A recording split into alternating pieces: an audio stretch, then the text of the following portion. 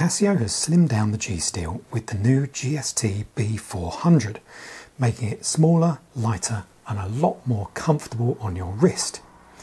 So has it become the classiest everyday G-Shock the G Steel really always wanted to be?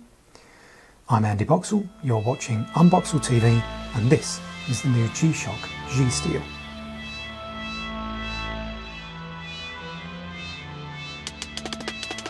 So the case measures just under 50mm wide and 13mm thick, and the whole thing weighs 80 grams with the rubber strap attached to this model.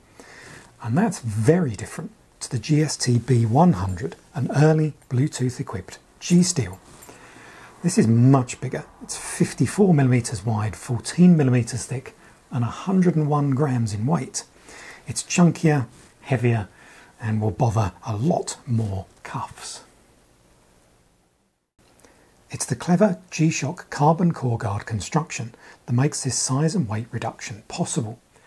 It's similar to what we've seen on other recent models, and a good comparison to show the difference that it has made is to put it against the GA2100.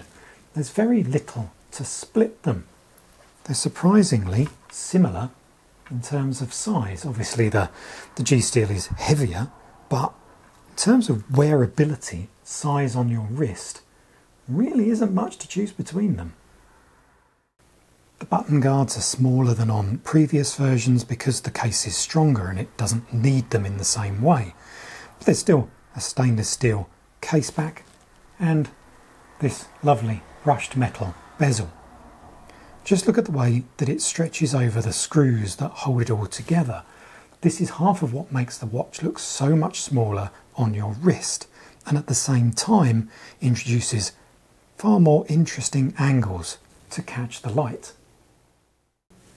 Without a crown, the body is more lithe and it doesn't dominate the wrist like some earlier G Steels. The dial is a combination of the B100 and the B300 G Steel watches, with the unusual battery life indicator still present, but here there's a pair of digital complications instead of analog complications and a date window. G-Shock has made a really good job of making these incredibly readable despite the smaller size.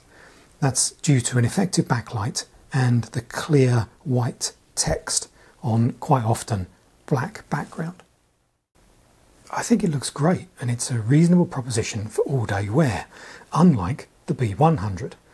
The G Steel was always quite classy and could be worn smartly, but the size could cause problems with cuffs. But there's nothing like that with the B400.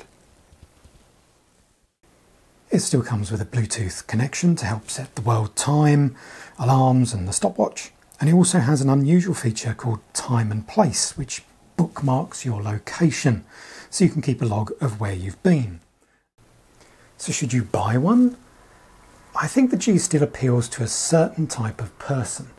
It's very masculine for a start, and I don't think it appeals to those who like G-Shock's more colourful watches, or indeed anyone who likes to collect the limited edition collaboration watches, because they just don't appear very often in the G Steel range. Instead, to me, the G Steel is a great introductory G-Shock. It has all the G-Shock credentials, the toughness, the water resistance and the solar power, but in a case that's not quite so visually challenging. And now it's slimmer and lighter than before, I think its appeal has only widened. If that sold it to you, then this is the GST-B400 1A version, and it costs £300 or $320. But you can pay more for versions with a metal strap or a black IP finish. It's available now, and should you get it, well, who doesn't want a classier G-Shock?